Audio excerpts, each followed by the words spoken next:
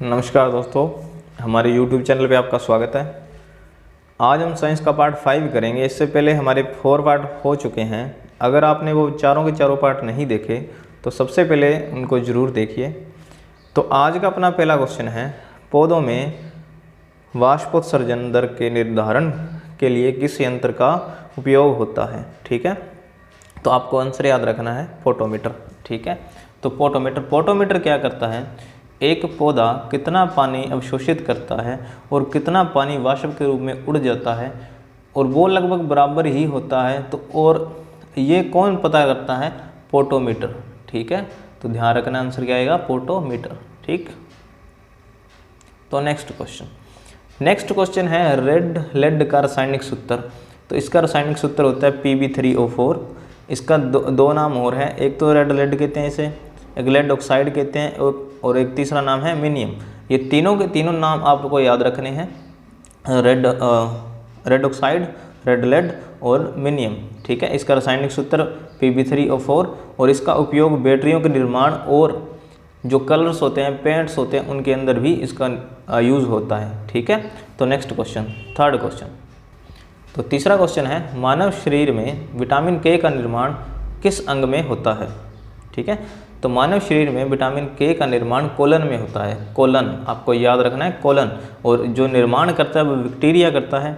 आपको एक मैं ट्रिक बता देता हूँ, KEDA आपको याद लिख लेना है इसको, KEDA कीड़ा। तो विटामिन के, विटामिन ई, विटामिन डी और विटामिन ए, ये चारों के चारों वसा के अंदर, फैट के अंदर घुलनशील होते हैं। बाकी विटामिन बी और विटामिन सी ये पानी के अंदर घुलनशील होते हैं। तो आपको याद रखना है। ठीक है, तो विटामिन के का निर्माण अपने शरीर में कहाँ होता है इसका निर्माण, तो कोलन में।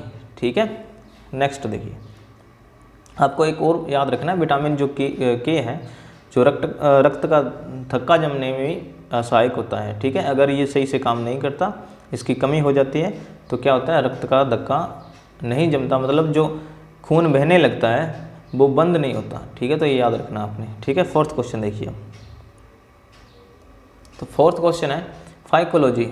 देखो, फाइकोलॉजी जो शैवाल होता है, एल्गी होता है, उसके अध्ययन को कहते हैं। ठीक है, ये अपना जो स्टैटिक जीके की क्लास है उसके अंदर भी ये सारे जितने भी अध्ययन हैं करा रखे हैं। ठीक है, वो भी आप जरूर देखें। ठीक है, तो इसमें पूछा है फाइकोलॉजी शैवाल के अध्ययन को कहते हैं।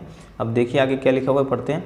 शैवाल या एल्गी पादप जगत का सबसे सरल जलीय जीव है जो प्रकाश संश्लेषण से अपना भोजन का निर्माण करता है। ठीक है, तो आपको याद रखना, फाइकोलॉजी का अध्ययन, फाइकोलॉजी किसका अध्ययन करता है, शैवाल का। ठीक है, नेक्स्ट देखिए, फिफ्थ क्वेश्चन। तो पांचवा क्वेश्चन, किस विटामिन में कोबाल्ट पाया जाता है। तो ये बहुत इंपॉर्टेंट क्वेश्चन है कि एग्जाम्स में आया हुआ है। तो आपको याद रखना है विटामिन B12।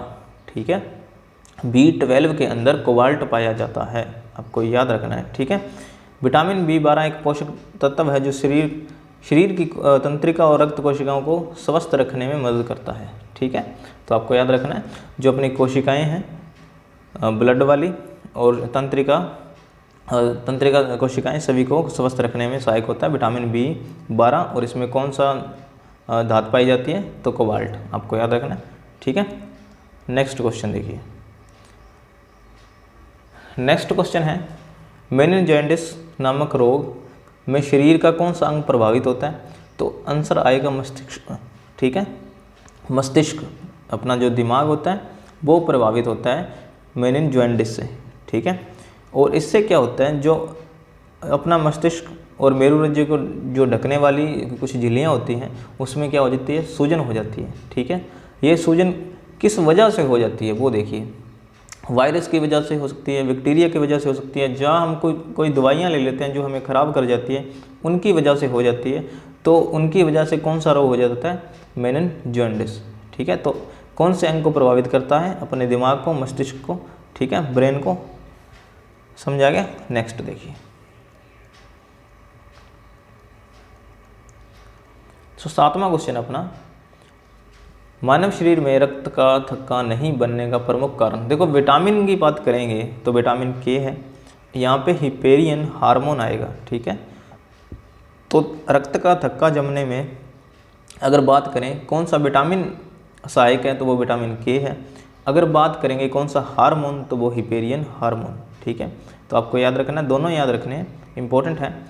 आपको विटामिन के वाला तो पता होता है पर ये हिपेरियन हार्मोन वाला कम पता होता है, तो दोनों याद रखने हैं आपको। मानव शरीर में रक्त का थक्का नहीं बनने का प्रमुख कारण हिपेरियन हार्मोन की उपस्थिति, ठीक है, ना होना, हिपेरियन हार्मोन ना होना। तो देखिए आगे देखते हैं क्या है। हाँ, तो देखिए हीमोफीलिया आनुवंशिक रोग है जिससे क्या होता है, जो खून है वो लगातार बहता रहता है, ठीक है, लगातार बहता रहता है, मतलब वो रुकता नहीं है, जिसकी वजह से क्या होगा, और जिसकी वजह से अपना वो जो खून है वो बंद नहीं होगा, ज़्यादा खून बह जाएगा, जिसकी वजह से आदमी की मृत्यु भी हो सकती है, ठीक है, समझ आ गया आपको। तो अगर हार्मोन की बात हो तो हिपेरियन हार्मोन, अगर विटामिन की बात हो तो विटामिन के, दोनों रक्त का थक्का जमने में सहायक होती हैं, ठीक है। नेक्स्ट देखिए 8th क्वेश्चन देखिए। तो चाय बनाने के लिए विद्युत द्वारा केतली में पानी किस विधि द्वारा गर्म होता है। तो देखिए मैं आपको एक पिक्चर से बताता हूँ, इसका आंसर आएगा कन्वेंशन। ये पिक्चर से आपको सारा समझ आ जाएगा और इम्पोर्टेंट है, उम्मीद है आएगा क्वेश्चन यहाँ से। तो देखिए ये कोयल है एक, ठीक है, हमने ये कोयल जला रखी है, तो इसमें से जो गर्मी निकलेगी वो किस फॉर्म में निकलेगी, वो निकलेगी रेडिएशन से, ठीक है। ये मान लो ये चाय वाली केतली है, इसके अंदर ये जो है ये मान लो पानी है, पानी के जो मॉलिक्यूल्स हैं जो नीचे वाले हैं वो क्या होगा, गर्म होकर ऊपर जाएंगे और ऊपर जो है ठंडे वाले वो नीचे आएंगे। तो इस प्रकार ऐसे चलता रहेगा इसके अंदर, ये होता है कन्वेंशन, इसको बोलते हैं कन्वेंशन, ठीक है, कन्वेक्शन। और देखिए ये रोड है, मान लो ये रोड है, ये इसके कांटेक्ट में है, सीधा कांटेक्ट में है, तो ये क्या होगी, यहाँ से भी गर्म हो जाएगी, यहाँ से भी गर्म हो जाएगी, जिसकी और हम मान लो हमने हाथ से पकड़ रखा है तो हमें क्या होगी, ये गर्म महसूस होगी। तो ये किसकी वजह से होती है, कंडक्शन की वजह से होती है। तो ये आपको तीनों याद रखने हैं, ठीक है। अगर ये देखो बार हमने हाथ कर रखा है, दूर कर रखा है, कांटेक्ट में नहीं है, तो अगर वो गर्मी महसूस होगी तो किसकी वजह से, रेडिएशन की वजह से, ठीक है। पानी अंदर देखो गर्म हो रहा है, ये नीचे जो पार्टिकल है वो गर्म होके ऐसे ऊपर चलते रहेंगे और ऐसे बबल से बनते रहेंगे, तो वो किसकी वजह से होते हैं, कन्वेक्शन की वजह से। और जो रोड हमने पकड़ रखी है और वो गर्म हमें महसूस होती है, तो वो किसकी वजह से, कंडक्शन की वजह से। तो आपको ये तीनों याद रखने हैं, इम्पोर्टेंट है, पेपर में आने की पूरी संभावना है, ठीक है। तो नेक्स्ट देखिए, तो नेक्स्ट क्वेश्चन, ये पहले भी क्वेश्चन हो चुका है अपना, वृद्धों की चिकित्सा शास्त्रीय अध्ययन को क्या कहते हैं। तो जो बुजुर्ग होते हैं उनके जो चिकित्सा शास्त्रीय अध्ययन को क्या कहते हैं, जेरोनोटोलॉजी, ठीक है, जेरोनोटोलॉजी। तो ये बस आपको इतना सा याद रखना है, ठीक है। नेक्स्ट देखिए,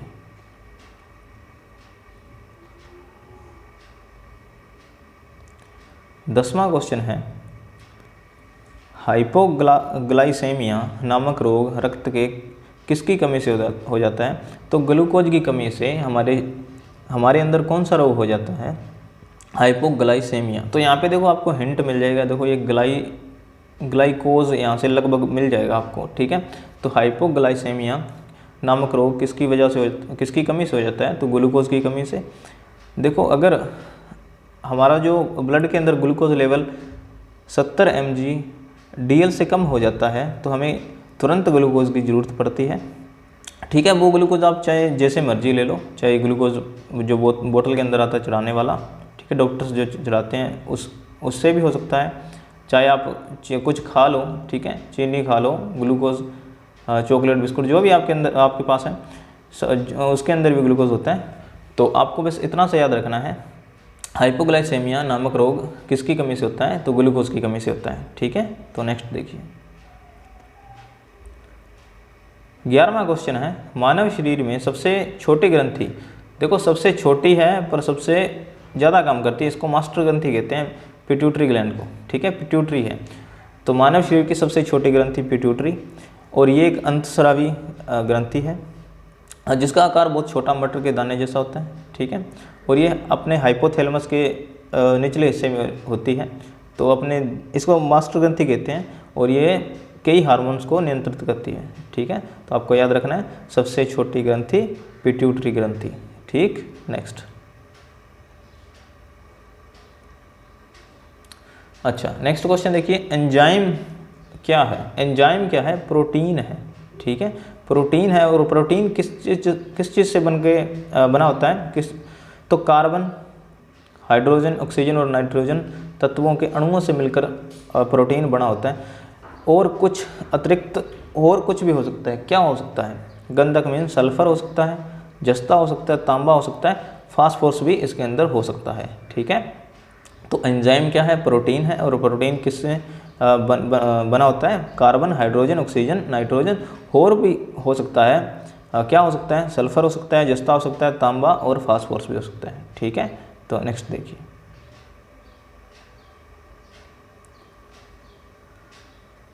तो नेक्स्ट क्वेश्चन है, पित्त का निर्माण शरीर के किस भाग में होता है? तो आपको लगभग आता होगा, ये है यकृत। आंसर क्या आएगा? यकृत मीन्स लीवर के अंदर होता है। पित्त का निर्माण शरीर के किस भाग में? तो यकृत मीन्स लीवर के अंदर होता है। और ये क्या करता है? देखो, ये यकृत द्वारा लगातार बनाया जाता है। और ये कहाँ स्टोर होता है? तो पित्ताशय की थैली के अंदर स्टोर होता है। बस आपको इतना से याद रखना है, ठीक है। तो नेक्स्ट क्वेश्चन देखिए, 14वां।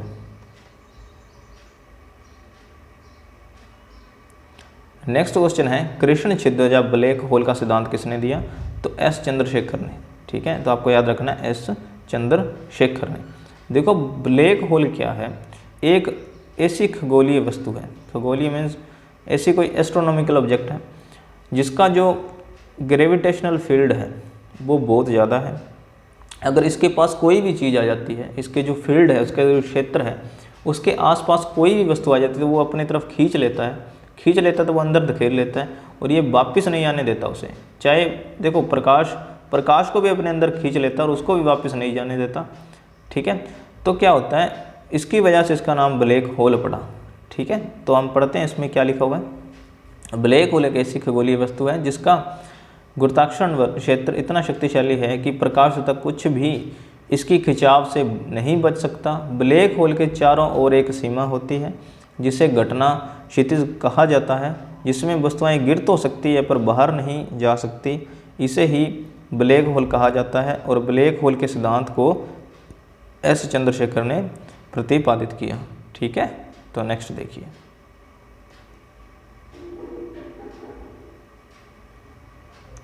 नेक्स्ट है साइनोकोबालामिन। साइनोकोबालामिन ये साइंटिफिक नेम है विटामिन B12 का। और B12 आपको पता है कौन सी धातु पाई जाती है? तो कोबाल्ट पाई जाती है, ठीक है। तो नेक्स्ट क्वेश्चन देखिए, 16वां क्वेश्चन। 16वां क्वेश्चन है, टेट्रा इथाइल पेट्रोल में क्यों मिलाया जाता है? देखो, पहले तो आपका इसका आंसर ऐसा ही है, ऐसे ही याद करना है, एंटी नॉकिंग रेटिंग को बढ़ाने के लिए, ठीक है। अब ये है क्या चीज़? देखिए, जो गाड़ी के अंदर पेट्रोल वाली गाड़ी है, प्रदूषण को कम करने के लिए ये टेट्रा इथाइल लेड मिलाया जाता है। बस आपको इतना याद रखना है, ठीक है।